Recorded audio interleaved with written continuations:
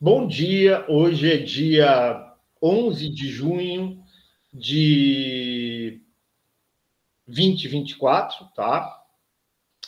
Sejam bem-vindos à nossa sala de aula, nossa segunda aula remota, né, depois do retorno das aulas, com alguns recados importantes aqui, na nossa sala de aula gravada, que vai ser disponibilizada para vocês no Moodle, que vai ser disponibilizada para vocês no canal de YouTube do professor, né? Então, quais são as primeiras informações? Então, confirmada a prova, tá? Para o dia 25 de junho, tá? Lembrando que a prova, essa primeira prova pode ser presencial ou remota, dependendo do quê? Dependendo das condições da estrutura da nossa unidade, né? Temos ainda 2 semanas para essa prova. Caso haja possibilidade de fazer presencial, a prova será presencial.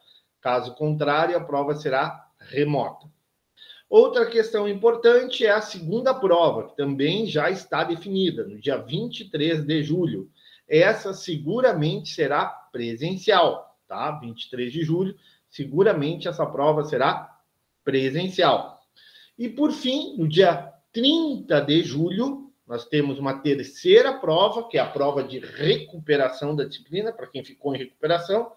Aí nós teremos uma prova também provavelmente presencial, a menos que haja impossibilidade de acesso, de uso do nosso espaço na universidade, tá bem? Então, essa é a primeira informação importante. Segunda informação importante, né? Após uma conversa com vários alunos que estão na turma, né? A maioria decidiu, uma grande maioria decidiu, que as aulas, até o final do semestre, serão remotas, tá bem? As aulas serão remotas.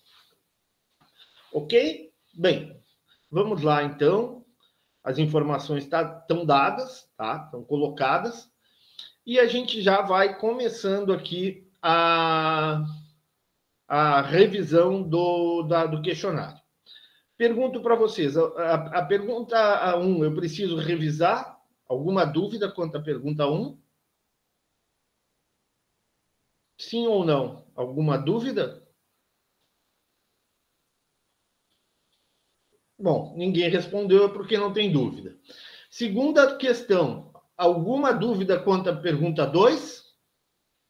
Alguém tem dúvida quanto à pergunta 2? Alguém teve dificuldade de responder? Bom, se ninguém respondeu, também não. A 3, a 4, a 5, a 6, a 7, a 8. Que mais? Vejamos, tem mais alguma questão? A 9, a 10, a 11, a 12, a 13, a 14. Ok. Alguma dúvida quanto às questões desse questionário? Se não, encerro. Eu fecho esse questionário. Alguma questão? Alguma pergunta? Fala, Júlia. Fala. Alguma questão? Alguma dúvida quanto às perguntas desse questionário? 14, 15 e 16. Tá bem. Vamos falar sobre a 14, 15 e 16. Então, vamos lá. Tá, vamos lá, então, 14, 15 e 16. Bom, o que fala 14, 15 e 16? Não, podia, assim, como foi a economia do governo? Quando tu faz uma resposta, a resposta ela pode buscar dados, né? Claro, de fontes confiáveis. Pode pegar a fonte do IBGE, pode pegar a fonte da Fundação Getúlio Vargas, pode pegar fontes de revistas, né, consideradas sérias, né, classificadas como sérias, né? Pode pegar dados do valor econômico, pode pegar dados da jornais como Folha de São Paulo, Estado de São Paulo. Então, o que eu quero nessas 4 questões, a 14, a 15 e 16? Que ter, né, alguns dados, por exemplo, né, no governo, vamos pegar aqui o governo, tem governo Fernando Henrique, Lula, Dilma Temer e Bolsonaro. Então, como é que foi o governo Fernando Henrique? Né? O governo Fernando Henrique foram 8 anos, foi de 94 até 2002, né? O que tu teve? Né? Tu teve o Plano Real, é uma coisa importante no Fernando Henrique, né? Que buscou controlar a inflação, né? A partir de 94. Né? Esse Plano Real foi uma tentativa de reduzir drasticamente a inflação, foi um plano muito bem sucedido, né? Muito bem elaborado, muito bem pensado, né? E muito bem executado. Né? Então, o Plano Real foi ali no final do governo Itamar e garantiu a eleição do Fernando Henrique. E aí, durante o governo Fernando Henrique, houve um controle da inflação. Tá? No primeiro momento, ainda no governo Fernando Henrique, a taxa de câmbio era controlada, depois a taxa de câmbio passou a ser flutuante, né? A variar livremente, né? Em função do mercado. A taxa de desemprego na economia, a economia não cresceu muito, né? O PIB não teve um grande investimento público, né? Mas a economia ela respondeu, de certa forma, a esse equilíbrio monetário, a esse equilíbrio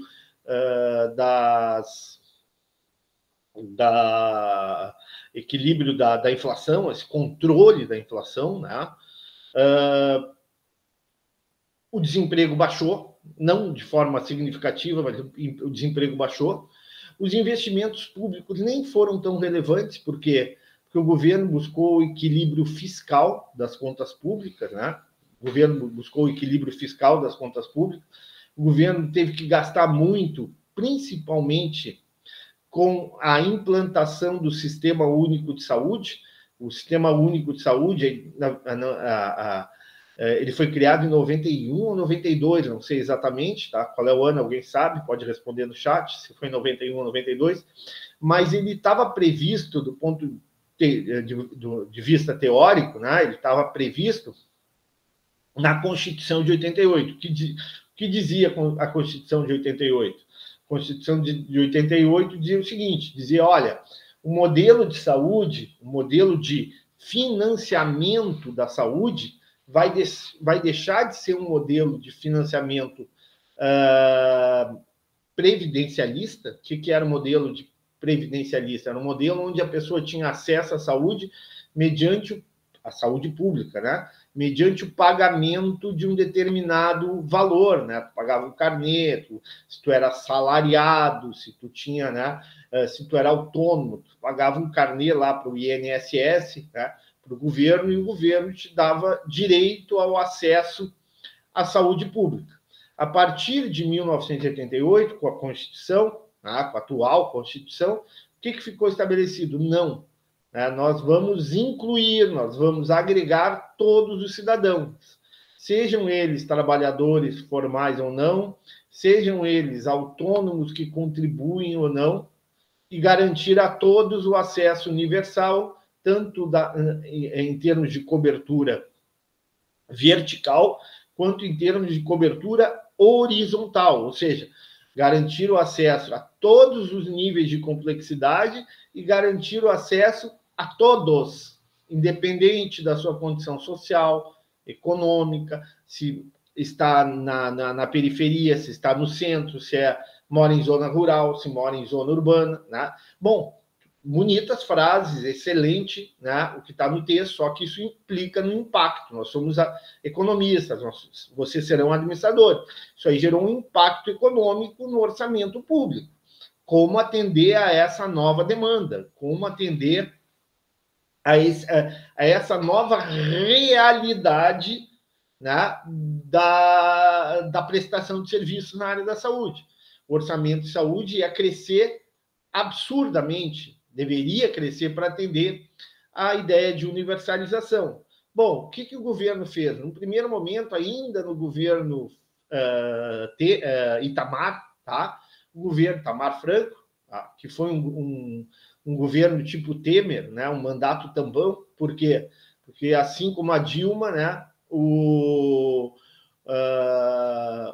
governo Collor sofreu um impedimento, né, um impeachment, que é o chamado impedimento por má condução da economia, por questões que foram avaliadas pelo Congresso Nacional, tanto do Collor quanto da Dilma, e que foi, né, em ambos os casos, tiveram aprovação tanto no Congresso Nacional, tanto na Câmara Baixa, quanto na Câmara Alta, né, os dois foram, por votação, por ampla maioria, foram impedidos de continuar no cargo. Né? No caso da Dilma, o substituto foi o Temer. No caso do Collor, o substituto foi o Itamar. E o Itamar chega no governo, há uma demanda muito grande, né? O SUS recém-implantado, 91, 92, o SUS recém-implantado, e o que vai acontecer, né? Com essa, na medida em que o SUS começa a funcionar, demanda um orçamento cada vez maior. Aí o governo cria o chamado Fundo Social de Emergência, né? Um fundo específico de recursos para atender as necessidades da população na área da saúde. Né? O governo precisa de mais receita tributária, o governo precisa de mais dinheiro, então o governo começa a buscar recursos. Né? Então, isso gerou a necessidade de maiores gastos, e o governo se viu numa situação complicada, porque se ele começa a gastar, né, e não contém gastos em outros setores, ele começa a gerar desequilíbrio fiscal, começa a desequilíbrio das contas públicas, começa a gerar problemas futuros que vai impossibilitar do controle da inflação, do controle da taxa de juros, vai prejudicar o crescimento futuro, vai gerar uma desvalorização da moeda, ou seja, o Plano Real ia de água abaixo, ou seja, não ia ser sustentável, não ia conseguir se manter como um plano de controle da inflação. O que o governo fez? Né? O governo diminuiu o investimento público, diminuiu o investimento do governo. E aí é nesse período que surge justamente a política de privatização, e mais do que privatização, a política de concessão. Né? A gente falou isso na aula passada. É nesse período que surgem as agências regulatórias, né? O famoso tripé da economia, da administração pública. Vocês serão administradores públicos. Qual é o tripé da administração pública? Tu tem o poder concedente. Quem é o poder concedente? É o dono do patrimônio do público. Né? Pode ser a União, como no caso da Fraport, pode ser o Estado, no caso da estação rodoviária, pode ser o município, no caso do mercado público. Né? Então, esse é o poder concedente, aquele que tem o direito de conceder, né, a exploração do serviço público. Tu tem a concessionária ou a empresa concessionária que presta o serviço, né, que executa um serviço, vai, no caso do aeroporto, no caso da estação rodoviária e em outras situações, ela vai ter um contrato, ela vai ter vai participar de um certame licitatório, vai participar de uma concorrência, tá? Uma modalidade de licitação provavelmente do tipo concorrência, tá? Pode ser concorrência interna, pode ser concorrência internacional, ela vai ganhar essa concorrência, vai ganhar esse contrato, e durante um determinado período estabelecido pelo contrato, vai ter que executar esse contrato, vai ter que cumprir o que foi determinado pelo contrato. Em contrapartida, ela vai receber tarifas, né? Ela vai receber receitas pela prestação desse contrato.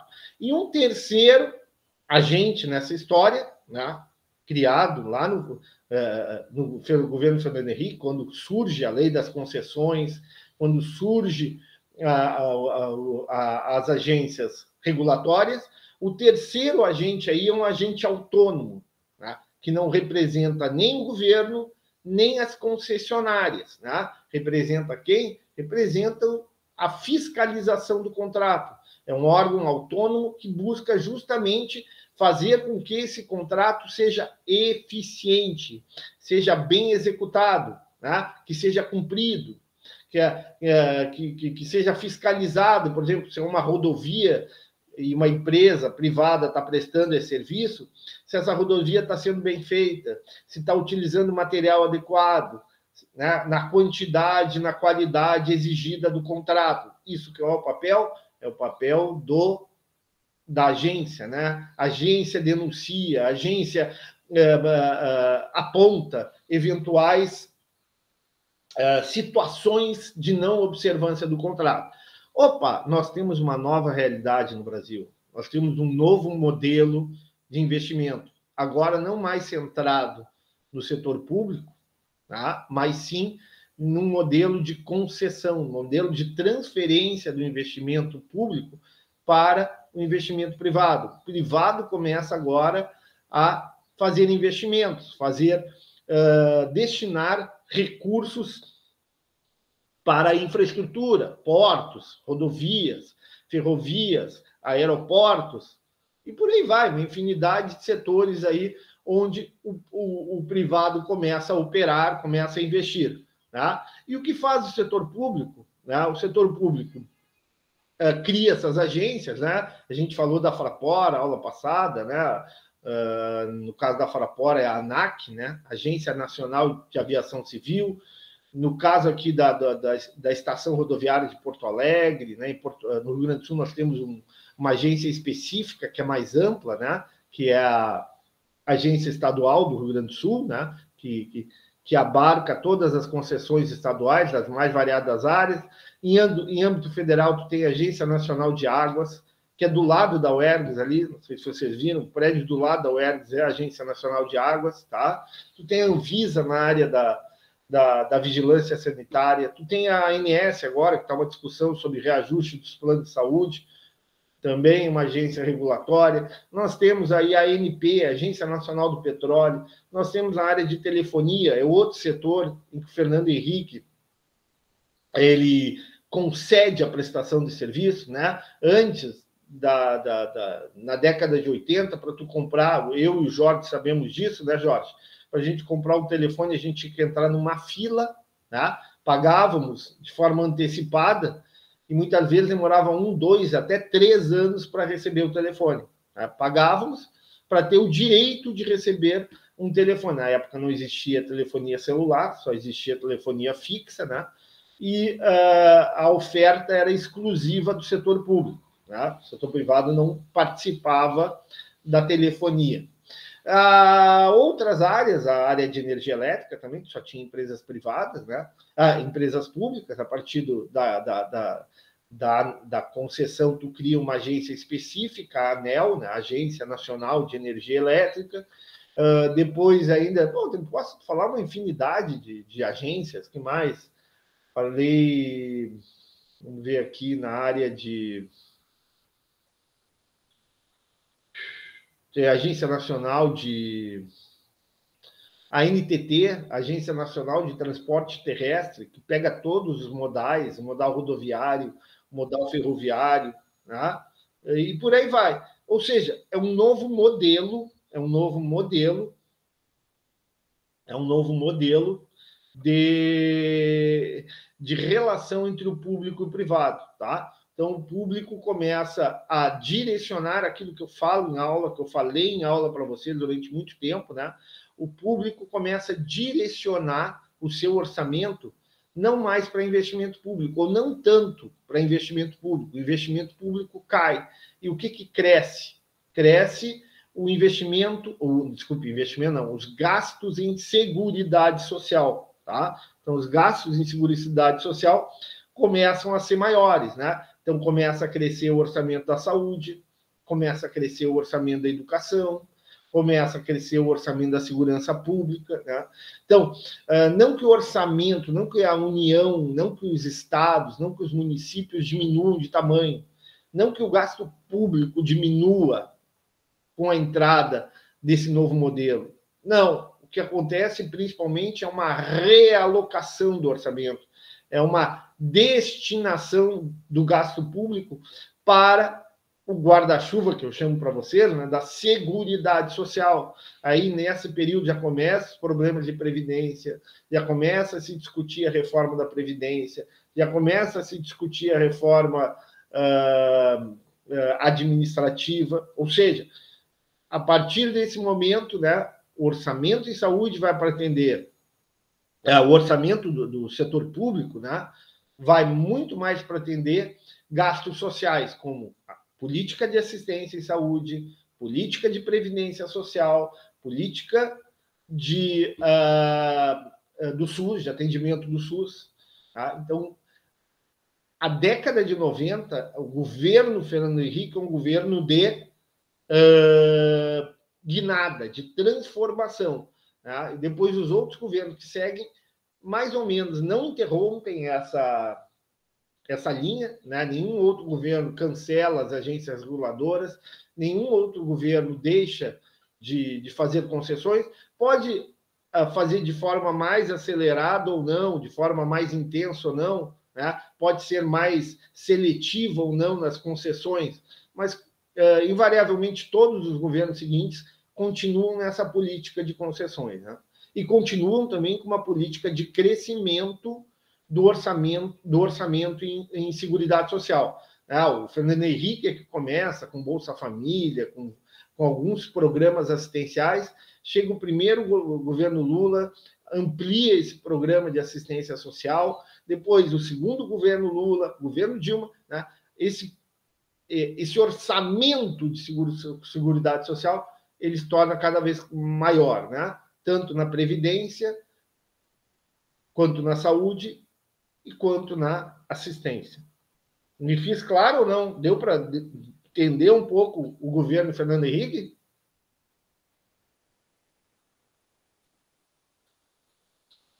A palavra é de vocês. Não posso ficar falando 2 horas seguidas, não aguento. Não há voz que aguente.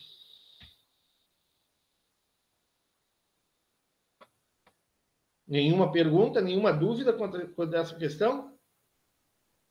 Nenhum questionamento, nenhum contraponto? Tá? Então, falamos bastante do governo Fernando Henrique, falamos de inflação, falamos de taxa de câmbio, falamos de desemprego, falamos de um crescimento do PIB, mas um crescimento moderado, falamos da relação entre investimento público e privado, falamos das agências de concessão, das privatizações, teve muitas privatizações, né? A questão da privatização da Vale do Rio Doce, né? A abertura de capital de empresas privadas, né? E por aí vai, né? A outra questão muito importante do governo Fernando Henrique, né? Um governo que tem seus defeitos, teve casos de corrupção, teve situações onde, na própria reeleição dele, né, que houve uma série de negociações no parlamento, o governo Fernando Henrique criou a lei de responsabilidade fiscal, né, que garantiu a obrigatoriedade do administrador público de respeitar gastos. O governo Fernando Henrique criou a lei de concessões, tá? O governo Fernando Henrique criou a ideia de equilíbrio fiscal, de que equilíbrio fiscal é bom para todos, principalmente para os mais pobres. O governo Fernando Henrique batalhou muito pelo controle da inflação, né? Teve problemas, mas sem dúvida nenhuma, né? O que era o Brasil nos anos 80 e como o Brasil terminou nos anos 90, é inegável que as coisas foram para melhor. Teve muita coisa que foi melhorada, qualificada depois da administração. E foi o primeiro governo, para vocês terem uma ideia, como o Brasil é complicado, foi o primeiro governo que terminou sem impedimento. Nós tivemos o processo de redemocratização no Brasil, tá? 84 nós tivemos eleições indiretas, não diretas, eleições indiretas, né? Venceu o Tancredo morreu, assumiu o vice, o Sarney. Aí, em 89, tivemos eleições, tá? Aí, as eleições ganhou o Collor. Em 92, ele não conseguiu completar o mandato, foi impedido de continuar devido às irregularidades e denúncias de desvio de dinheiro. Aí entrou o Itamar. Aí o Fernando Henrique foi eleito, ficou 94 a 98, 98 a 2002, depois o Lula foi eleito, ficou 2002 a 2006, 2006 a 2010, depois a Dilma foi eleita, ficou de 2010 a 2014, e já 2014 a 2018 também foi impedida devido a irregularidades, a problemas na condução do seu governo. Entrou o Temer, vice da Dilma, depois o governo Bolsonaro e agora o governo Lula. Ou seja, infelizmente o Brasil, né, há vários episódios ao longo da sua história, né, onde tu tem interrupção, né, justificada ou não, cada um avalia, cada um na sua sã consciência avalia se é correto ou não, né, do mandato do presidente. Tá bem? Respondido? Alguma dúvida, alguma pergunta, algum contraponto, alguma discordância sobre a visão do professor, sobre o relato do professor sobre esse período? Estou à disposição de vocês. Tranquilo? Posso continuar? Então, está respondido 14, 15 e 16. Bom, 15 é o Lula, né? O Lula, controle da inflação, né? Lula continuou com a ideia de controle da inflação. Taxa de câmbio caiu, o real foi valorizado no primeiro governo Lula. Taxa de desemprego atingiu os melhores patamares. PIB com crescimento elevado, né? O governo fez alguns programas de investimento público, os programas de aceleração do crescimento, né? Continuou promovendo concessões, talvez não no mesmo ritmo do Fernando Henrique, né? Mas esse modelo de concessões continuou ocorrendo, tá? Teve uma boa administração fiscal, teve um controle das contas públicas, teve responsabilidade, obedeceu à lei da responsabilidade fiscal, não mudou a política de gastos, né? Utilizou da estratégia toda vez que os gastos eram exagerados e prejudicariam o andamento futuro da economia, fez contingenciamento de gastos, né? Ou seja, do ponto de vista da teoria econômica, da economia, né, foi talvez o melhor governo pós-redemocratização, né? Claro, teve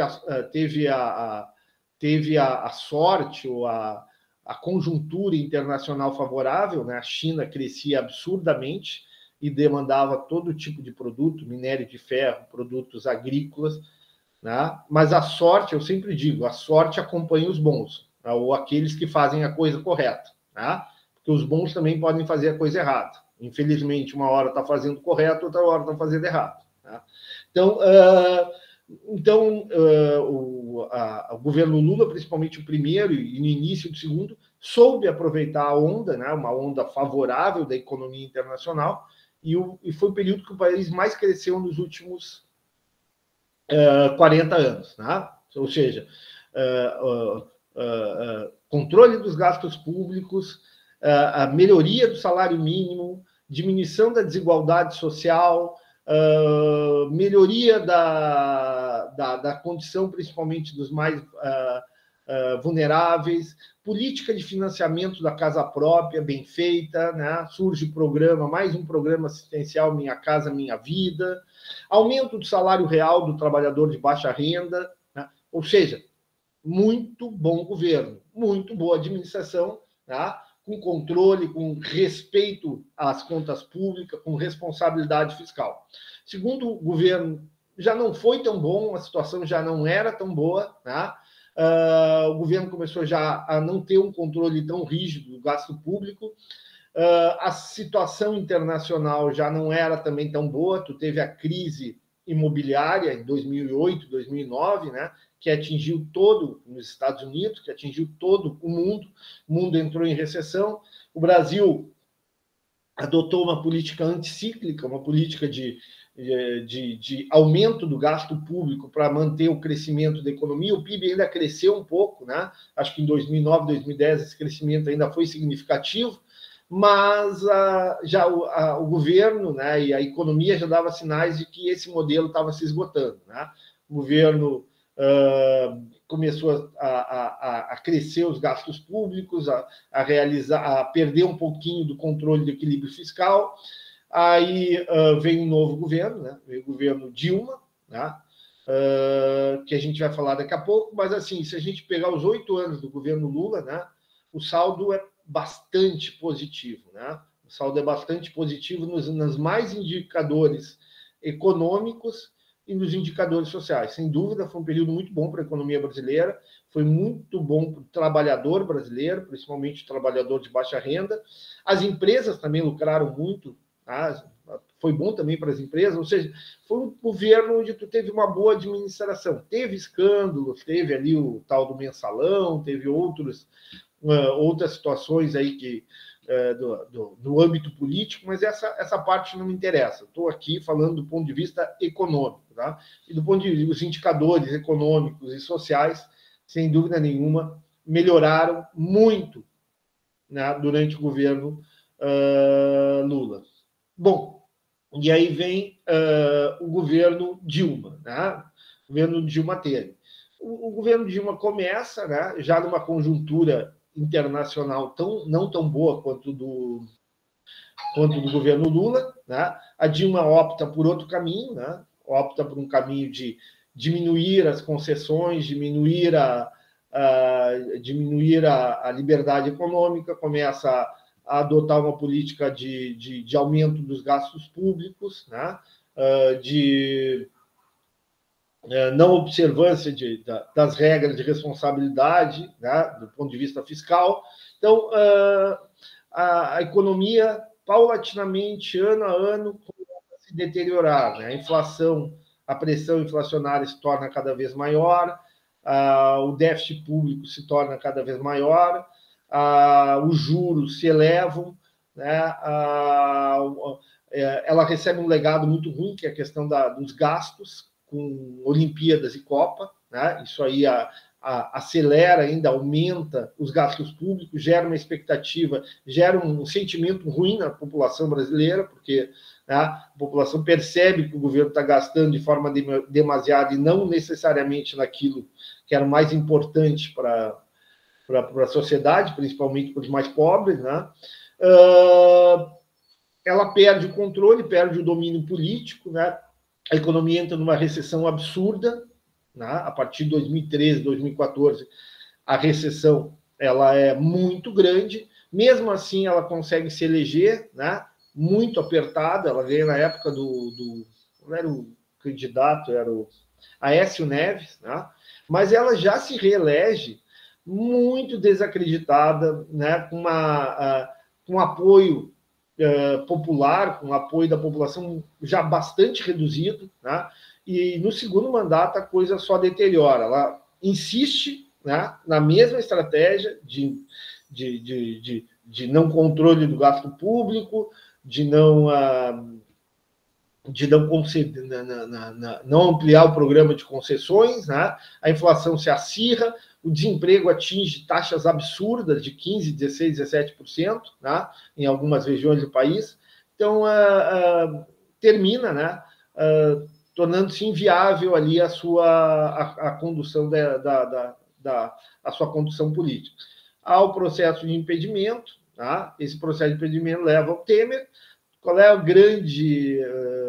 o Temer, ele é um mandato tampão, mas ele faz uma reforma chamada reforma eu acho que é a reforma, não sei se é a reforma da Previdência ou trabalhista, não sei, uma das duas. Acho que é da Previdência, se bem me lembro, né? As duas ali, eu não sei quem fez, né? Se o Bolsonaro fez a trabalhista e o Temer a Previdência ou o contrário. Mas houve algumas reformas, né, que desagradaram a população, né? Evidentemente, principalmente o trabalhador. Foi um governo de marionete, o governo Temer foi um governo de marionete, foi um governo, né, conduzido por grandes empresários, conduzido por grandes, né, digamos assim, pelas grandes empresas, pelas grandes organizações, bancos, assim por diante. Muito pouco, além das reformas aí, muito pouco se tem do governo Temer. É verdade que ele controlou a inflação, né, tentou controlar a inflação, a taxa de desemprego baixou, mas baixou muito pouco, a recessão continuou na economia, né, e aí já surge o governo Bolsonaro. O governo Bolsonaro esse vem com outra visão, né, uma visão mais de liberdade econômica, de liberdade, né, de ampliar novamente as concessões, ampliar a economia. A inflação, ela no primeiro... Na verdade, o governo Bolsonaro é meio complicado de falar, porque o governo Bolsonaro ele tem dois momentos, né? Ele tem em 2019, que é o momento pré-pandemia, e depois tem a pandemia.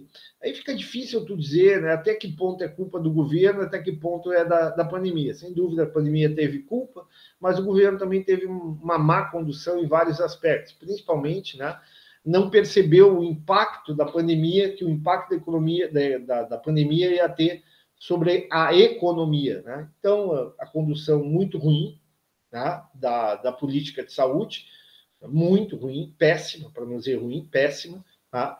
Essa péssima condução da política de saúde gerou impacto na economia, o governo teve que fazer uma série de gastos públicos, uma série de programas assistenciais, aumentou o endividamento público, aumentou o seu desequilíbrio fiscal, né?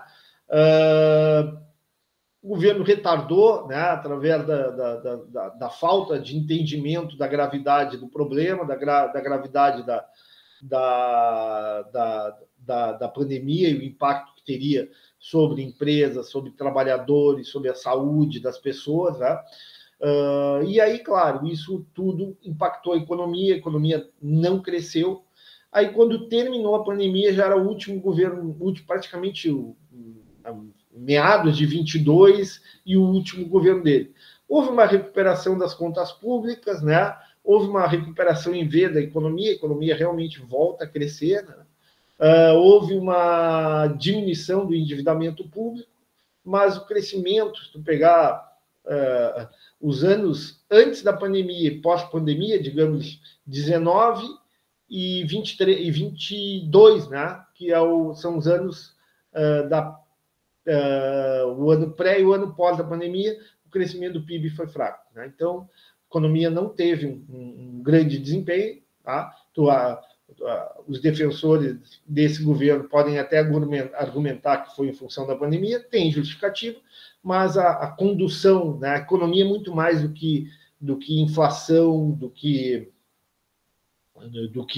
câmbio, né? A economia envolve também outras áreas que impactam sobre ela, né? Então, o mau entendimento, o péssimo entendimento do problema de saúde pública, do grave problema de saúde pública, afetou os indicadores econômicos e também afetou os indicadores sociais. Tá? Então, é basicamente isso. Tá bem? Alguma reforma trabalhista Temer, né? Ótimo, Rodrigo. E reforma previdenciária, eu acho que foi o governo Bolsonaro. Tá respondido? Tá? Então, Temer 2017 e previdenciária é o Bolsonaro, tá? E, infelizmente, eu vou avisando para vocês como é que é a Previdência, tá? Como é que é a Previdência? Previdência no Brasil é sob o regime de repartição simples. O que é o regime de repartição simples? Por exemplo, o professor aqui, tá? A UERJ é uma fundação de direito público. Só que o professor é CLT. Né? O Jorge também não é CLT, Jorge?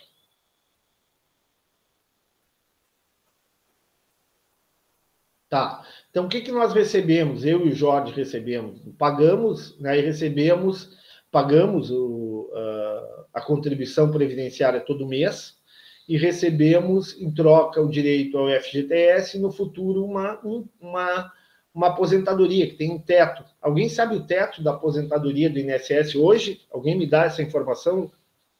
É mais de 5 mil ou menos de 5 mil o teto máximo da aposentadoria do INSS?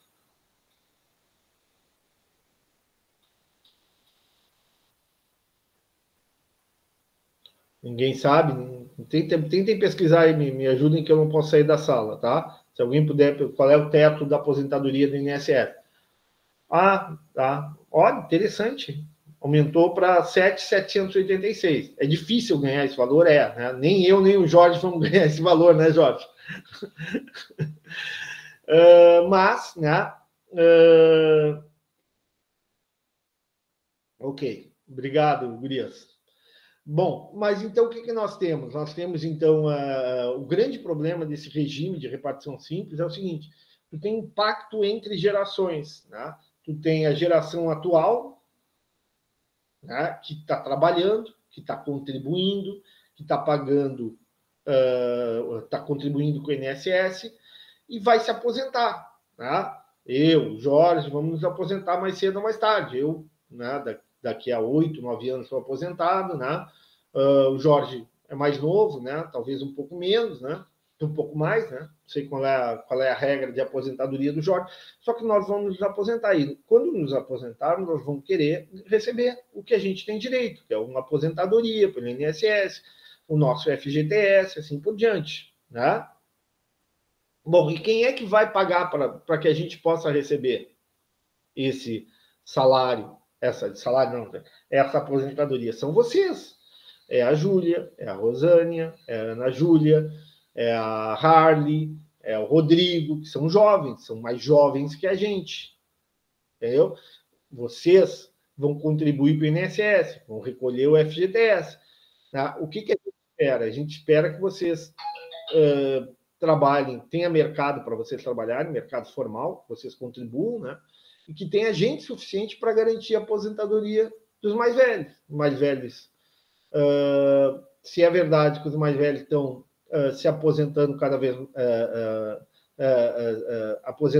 vez mais tarde, também é verdade que os mais velhos estão vivendo mais. Né? Então tem que ter gente aí, vocês têm que garantir que esse recurso, toda vez que vocês trabalham, esse recurso vai para o INSS e vai para a aposentadoria do Ricardo, vai para a aposentadoria do Jorge. Tá? Esperando, qual que vocês esperam? Esperando que os filhos de vocês, os netos de vocês, trabalhem também para garantir a aposentadoria de vocês no futuro. Entenderam? Esse é o regime de repartição simples. É o regime chamado pacto de gerações. A geração mais velha trabalha e depois espera que a geração mais nova contribua e garanta o pagamento do INSS, da aposentadoria da geração mais velha. Tá?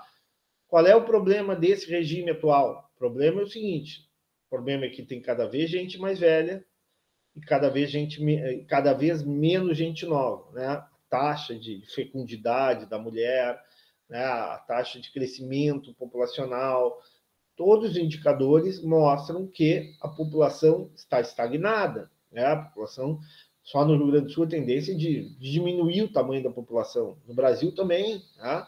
No Brasil, o crescimento populacional vai até 2040, 2050, depois não cresce mais. Né? A gente viu aí nas enchentes, durante esse período, principalmente em Porto Alegre, que é uma cidade de velhos, é uma cidade onde predomina uma população mais idosa. Né? Se tu for para o litoral, igualmente, as pessoas que estão no litoral são pessoas velhas. Tá? Então, tu tem cada vez menos pessoas jovens e cada vez mais pessoas velhas. E isso gera um desequilíbrio nas contas da Previdência Pública. Esse é um problema. Outro problema, tá? É a questão da Previdência do regime jurídico único, chamado estatutário. As regras, até bem pouco tempo atrás, garantiam aposentadoria integral para o servidor público. Tá? Então, vocês já fizeram estatística? Quem é que fez estatística aqui na turma? Ninguém fez estatística, desculpe. Quem é que fez a matemática financeira? Fez matemática financeira? Já vou te dar a palavra. Bom, então, o que diz matemática financeira? Tu tem um cálculo atuarial. Né? A pessoa tem que... Né, o servidor público ele contribui muito menos, o regime jurídico único, não estou falando do INSS, estou falando de estatutário, tá?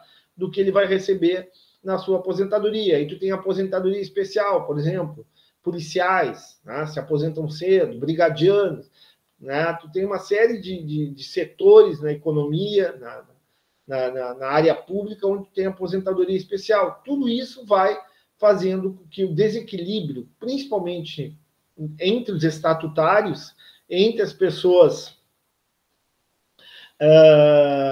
entre esse segmento dos trabalhadores que têm o regime jurídico único, é muito mais desequilibrado ainda do que o segmento da população CLT, do que o trabalhador CLT. Então, nós temos um baita problemão. Nós temos um problemão na CLT, que já é deficitária, mas o problema é muito maior no setor público, né?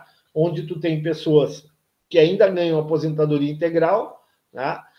Porque estão observando a regra antiga, né?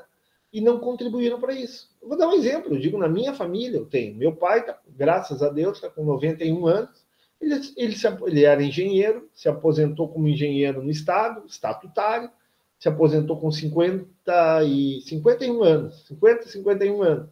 Ou seja, durante 40 anos ele recebeu um salário de engenheiro do Estado, né? E ele não contribuiu para isso. Ele começou a trabalhar com 25, 26 anos. Ele trabalhou 25 anos, né? Contribuiu com uma taxa bem pequena, em contrapartida, é culpa dele? Não, é culpa do sistema, o sistema que fez isso. Tá? O sistema foi mal pensado para o futuro. E por aí vai, na questão do magistério também, mesmo o salário sendo bem mais baixo, né? Tu tinha, não sei se ainda tem aposentadoria especial para professor de ensino médio, né? Então, por exemplo, a minha sogra se aposentou com 47 anos, hoje está com 82. Não fecha a conta, não fecha. Também ela ganha bem menos que o meu pai ganha, né? Porque era professora, mas, né, sei lá, o salário dela deve ser 5, 6 mil por mês, 6 mil, ela foi diretora de escola. Tá? Ela está desde os 47, está com 82 anos, quanto tempo de aposentadoria? Já tem 35 anos de aposentadoria, né? E vai longe, está bem, graças a Deus, está bem de saúde, vai mais longe. Então, tudo isso gera o desequilíbrio das contas previdenciárias. Fala, Rara. Não, eu ia dizer isso exatamente, concordar que eu fiz essa matéria só. Tu concorda com a análise do professor? Como? Tu concorda nessa questão previdenciária? Não, algumas coisas eu não concordo. Não, estou falando da questão previdenciária. Não concordo. Tá, o que tu acha que está errado na análise do professor? É que você estava comentando sobre as pessoas que se aposentam cedo e recebem uma pensão. Eu estava pensando aqui sobre sobre a disparidade salarial, né? Assim como quem recebe, por exemplo, talvez Tu está falando de previdência ou de diferenças salariais? Porque a previdência é igual para todo mundo? Não é. O que a gente falou aqui? Não tem a previdência do CLT, não tem a previdência do estatutário, são coisas diferentes. Sim, Eu, então. por exemplo, tá? Eu tenho as duas previdências, tá? Eu tenho pela UERGS, eu tenho o CLT, e pelo DAIR eu tenho a previdência estatutária. Eu tenho duas previdências, tá? Da CLT, eu tenho um teto, que está ali 7 mil, não é isso? A do DAIR, eu vou me aposentar de acordo com o meu último provento, tá? Porque eu sou da regra antiga ainda. Então, não é o meu caso, porque o meu salário é baixo, mas vamos supor que eu me aposentasse com 20 mil, eu teria direito à aposentadoria de 20 mil reais até a morte, entenderam? Sim. Tá, mas qual é o teu ponto de discórdia? Deixa eu entender. Não, pode continuar, professor, eu vou pensar aqui. O professor é extremamente, olha, uma coisa que eu gosto é do debate, né? Para que a visão do professor, para que o pensamento do professor não seja hegemônico, né? O professor não tem, na economia, na administração pública, na sociologia, não existe o certo e o errado. Existe a visão de cada um sobre determinada situação, né? E mais importante, o respeito pela visão contrária, né? Isso, para mim, é fundamental, né? Tu pode expor a tua posição, tu pode colocar a tua visão sobre a administração pública, sobre indicadores econômicos, sociais, né? Tu pode criticar isso ou aquilo, não tem problema nenhum, isso é do jogo democrático. Agora, tu tem que respeitar a professora, mesmo na condição de professor aqui, vocês na condição de aluno, né? Tu tem que respeitar todas as visões, concordando ou não, né? Sendo contrário àquilo que tu acredita ou não, né? Então, isso é uma coisa, numa cadeira como essa, eu tenho que falar abertamente isso, porque é uma cadeira que muitas vezes o professor tem que emitir opinião, né? E a opinião nem sempre é aquilo que é consenso, né? Não, que é unanimidade. Então, o contraponto de vocês, uma visão diferente de vocês, uma não concordância de alguns pontos do professor é extremamente corretos, né? E faz parte do crescimento, do engrandecimento da formação de vocês, tá? Isso aí tem que deixar bem claro para não parecer que o professor está colocando uma visão absolutista, uma visão autoritária, uma visão imposta, né? O professor não está impondo uma visão, o professor está colocando, né, aquilo que ele estudou, aquilo que ele observou, né, aquilo que ele levantou de dados, informações, que ele leu, né? Mas, né, a gente pode ler várias coisas, né? Vou dar um exemplo para vocês, tá? Eu estava lendo sobre Guerra da Coreia. Aí eu estava lendo um livro lá em que há uma visão clara de crítica à Guerra da Coreia foi provocada pelos americanos, tá? Tudo bem, né? É uma visão, né? Eu concordo com muito do que está escrito ali, nem tudo, né? Mas é uma visão de mundo, né? Se tu pegar outro livro sobre a Guerra da Coreia, tu vai ter outra visão, tu vai ter outro ponto. É assim a vida, é assim o jogo democrático, é assim o engrandecimento, o crescimento da nossa formação. É a capacidade de a gente discernir, de a gente discordar, com educação, evidentemente, né, com respeito à visão do próximo. Só isso que salva. O resto tudo é... Tá bom? Fala, Jorge. O Rodrigo... Fala. Não, contra o que o senhor falou sobre a Previdência. Acho que eu não sei se tenho muito o que divergir do senhor, que o que o senhor falou é a regra, né? Que o seletista tem um teto e o estatutário, ele, pelo menos pela regra aquela antiga, ele recebe o integral. E não contribuiu para isso. Exato, é quem fez o sistema e a regra que nem o senhor falou, não pensou, né, no futuro, né, o que poderia acontecer, né? Não, acho que pensou no presente, na geração presente. Exato. É culpa do meu pai, é culpa minha, é culpa tua? Não é culpa de ninguém. É culpa na época em que as pessoas olhavam e achavam que o Brasil não ia ter uma estagnação populacional, né? Que o Brasil, que os gastos públicos, né, principalmente previdenciários, principalmente do regime jurídico único, não seriam demasiadamente grandes, não haveria um desequilíbrio, né, entre o que o governo gasta. Hoje o governo gasta bilhões e bilhões com o estatutário e arrecada muito menos.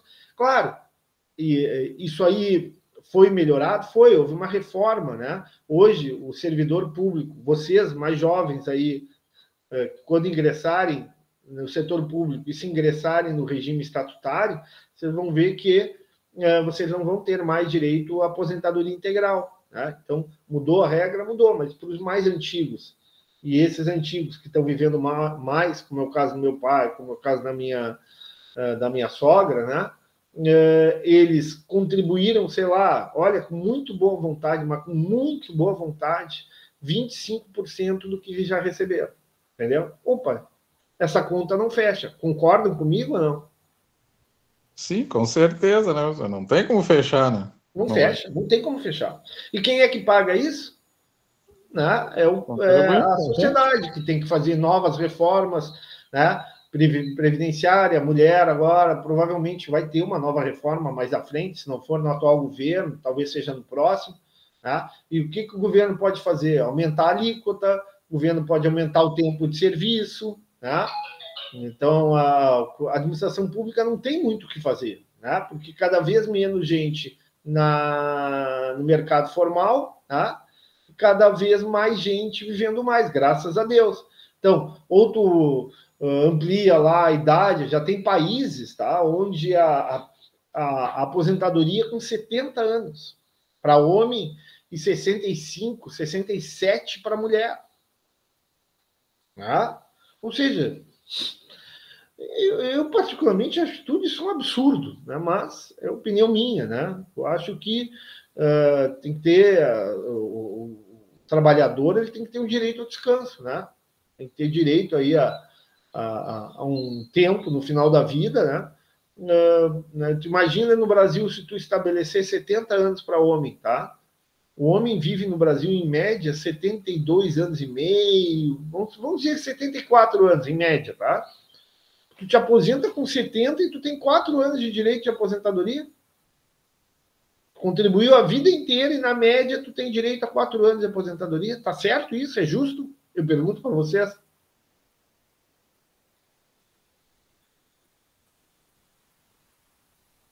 Entenderam? Então, assim, tem um limite, né? Tu não pode também ficar prorrogando, né, o tempo de trabalho, porque, né, organicamente nós somos seres humanos, não somos máquinas, né? Temos um tempo, temos um desgaste, é um desgaste natural do tempo. Ok? Eles querem tirar o atrasado, né, professor? Eles querem tirar o atrasado, erraram lá no início, agora querem tirar agora, né? Mas aí... Não dá, né? Não dá para tirar só. O que eu acho, tá, que vai acontecer? Vai ter o governo. Quando eu falo governo, não estou falando de Lula, Bolsonaro, estou falando da administração pública, tá? O governo vai ter que arranjar outras fontes de arrecadação para financiar a Previdência. Está claro para mim, tá? Porque só o trabalhador é impossível. Tá? O trabalhador está no limite, tá? O trabalhador, tu não pode prorrogar aí o cara se aposentar com 70, 75 anos, não tem o mínimo sentido, porque ainda eu, como professor, é mais fácil, é cansativo, eu já canso, tá?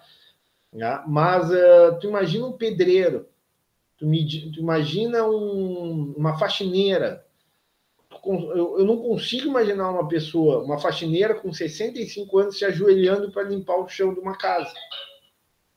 Um pedreiro com 70 anos trabalhando numa obra. Não tem condições, a pessoa não tem condições físicas. É uma profissão extremamente desgastante. Entendeu? Então, evidentemente que essa pessoa vai chegar com 55, 60 anos, vai ser excluída do mercado de trabalho, né? Não vai conseguir trabalhar, né, no mercado de trabalho formal, vai para o informal. Tá? Então, essa questão da Previdência no Brasil é um problema seríssimo, e não é do atual governo nem do governo passado. É um problema estrutural. É um problema estrutural, tá? Que tem que ser discutido pela sociedade, pelos congressistas, pelos administradores públicos, né? Mas não adianta, Rodrigo, 4 dias, tudo bem, seria bom, mas, novamente, o pedreiro, uma coisa é o pedreiro com 30, outra coisa é o pedreiro com 70, ele não vai conseguir, não tem como. Tu tem um problema de coluna, tu tem problema de uma série de doenças, de comorbidades associadas à idade, a questão da visão, por exemplo, eu esqueci meu óculos hoje, então estou enxergando aqui, estou olhando para vocês, forçando a vista. Então, nunca tive problema de visão, começou a ter problema de visão a partir dos 45, 50 anos. Problema de dentição, problema de articulação, e por aí vai, depressão. É muito complicado. Olha, realmente, esse problema da Previdência, vocês que serão administradores públicos, é um excelente... Eu vejo, assim, TCCs, né? Puxa, Está caindo de maduro vocês fazerem estudos, trabalhos de conclusão sobre previdência, sobre o desequilíbrio das contas da previdência, né? É um assunto muito interessante que deve ser mais debatido em sala de aula, numa escola de administração pública como vocês, tá? Entendido?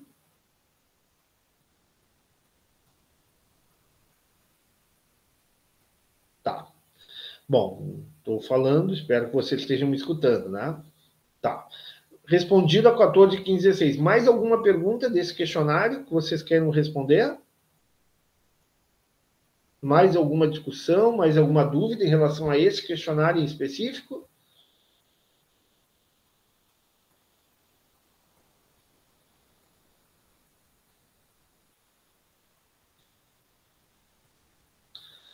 Hein, pessoal? Então tá. Então esse questionário... Não, acho que era isso, né, professor? Esse questionário foi vencido, tá? Então não tem mais nenhuma dúvida, nenhuma questão. E aí, aula que vem, nós vamos para o segundo questionário, tá? Vamos para o segundo questionário. Lembrando sempre que eu coloquei no Moodle eu atualizei as datas ali para entrega dos questionários, não sei se vocês viram, vocês podem editar, vocês podem qualificar ali as respostas do questionário, tá? Continua à disposição de vocês para perguntas, para questionamentos, para dúvidas em relação a esse questionário, tá? Algum item que eventualmente vocês ainda não tiveram domínio, tá? E aí, aula que vem, nós fazemos a revisão do segundo questionário, tá? Fazemos a revisão do segundo questionário, e essa revisão, terminada a revisão do segundo questionário, aí na semana seguinte, no dia 25 de junho, nós temos a prova. Como será a prova? Tá? Como será a prova? A prova aí tem questões do primeiro e do segundo. Provavelmente serão retiradas 3 ou 4 questões do primeiro, 2 ou 3 questões do segundo, e faremos a prova. Tá? Prova dissertativa, tá? Prova em que o aluno deverá dissertar sobre o assunto na qual foi perguntado, tá? É um conteúdo bastante vasto, mas o professor, né, tem se esmerado, tem se esforçado para passar conhecimento, tá? Então, nenhuma dúvida, nenhuma pergunta sobre esse questionário. Posso dar como encerrado esse questionário? Sim, por mim pode ser, professor. Bom, eu estou por vocês, o professor está aqui para atender vocês. Bom, diante disso, então, né, acho que podemos encerrar a aula hoje, tá? Bastante cedo, não gostaria de encerrar tão cedo, mas, né, dado que vocês estão tranquilos nesse questionário, né, e a gente tinha feito esse cronograma de revisar essa semana o questionário 1 e revisar semana que vem o questionário 2, né, eu fico, né, novamente à disposição. Caso contrário, a gente encerra a aula hoje, agora. Professor, eu não sei se pode ser rapidinho, não, é que na aula passada eu questionei ali sobre a Praforte e o senhor colocou ali, né, aquela que estavam questionando ali como é que foi o contrato. Na verdade, eu não estava tão errado, então, né, pelo menos, não, né, acho que a Praforte não... Não, a coisa é complexa, né? Não tem santo nessa história, tá? Eu sempre digo, as pessoas que muitas vezes tomam lado elevam um partido, um candidato, um presidente a uma visão de que a pessoa não faz nada errado, né? E mesmo vale para uma empresa, para uma organização, tá? E para uma pessoa, né? Nós somos falíveis. Então, assim, quem está sendo prejudicado é a sociedade gaúcha, tá? Por quê? Porque um estado não tem um aeroporto, né? Para vocês terem uma ideia, eu acho que tinha mais de 180 decolagens e aterrissagens por dia no aeroporto Salgado Filho, né? Com essa crise, né? Mas tem o aeroporto de Caxias, mas é infinitamente inferior à quantidade de voos e decolagem. Ou seja, o Rio Grande do Sul está tomando um prejuízo enorme, absurdo, pela falta do aeroporto. Tá? O que tem que acontecer? Né? Tem que acontecer de empresa e governo federal sentarem numa mesa e negociarem. Se não houver concordância, tem que judicializar a questão, judicialização do contrato. Tá? E essa judicialização do contrato, né, a justiça tem que ser célere, tem que examinar, né, mesmo em condições de liminar, né, estabelecer quem deve investir, quem deve recuperar o aeroporto. Se é a empresa, se é a responsabilidade da empresa, ou se é a responsabilidade do detentor do patrimônio, ou se essa responsabilidade é partilhada. O que eu faria se fosse a justiça? Né? Se fosse o governo, se fosse o Ministério Público, eu exigiria a antecipação do investimento, tá? Seja pelo governo, pela empresa, e de forma partilhada, talvez, tá? E depois se discutiria quem tem direito ou não. Aí teria mais tempo, tá? Né? Teria um processo que poderia levar anos, e aí, dependendo quem tem direito, né, faria o ressarcimento daquela despesa feita agora. Agora, o que nós não podemos ficar, o que a sociedade gaúcha não pode ficar, o que a sociedade porto-alegrense não pode ficar, é sem aeroporto. Isso gera um prejuízo absurdo para a economia do Rio Grande do Sul, tá? Limita uma série de coisas, a chegada de empreendimentos, a negociação de empresas, a mobilidade de trabalhadores. Então, nessa situação que está, não está bom, está muito ruim, tá? E o Ministério Público, por exemplo, né, a Defensoria Pública, que são órgãos de defesa dos interesses coletivos, dos interesses da sociedade, deve, de certa forma, atuar, né, agir para minimizar esse prejuízo.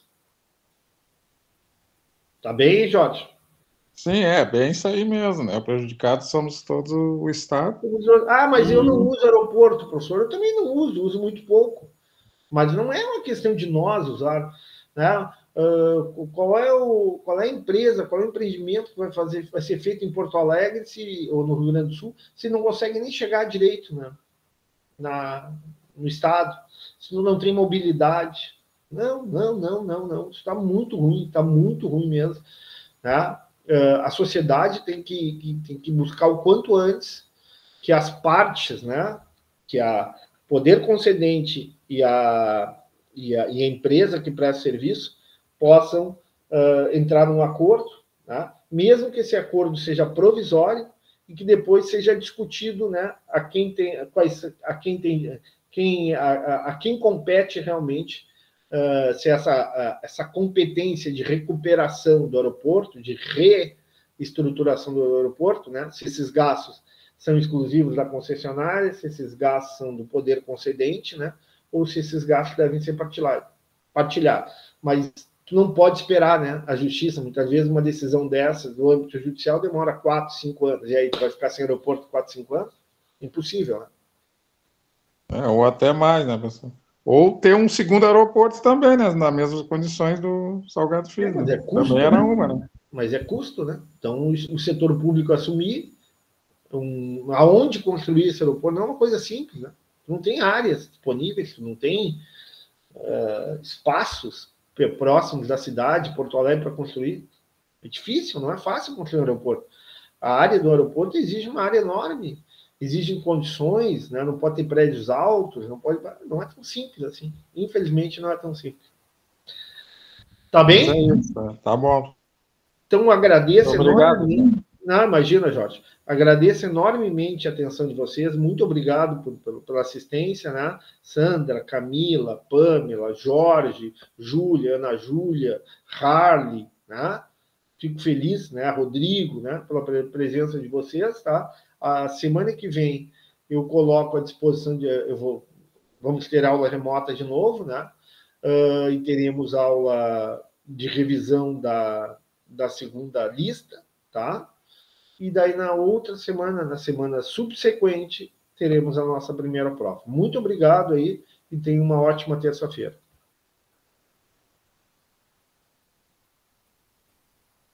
Tchau, pessoal.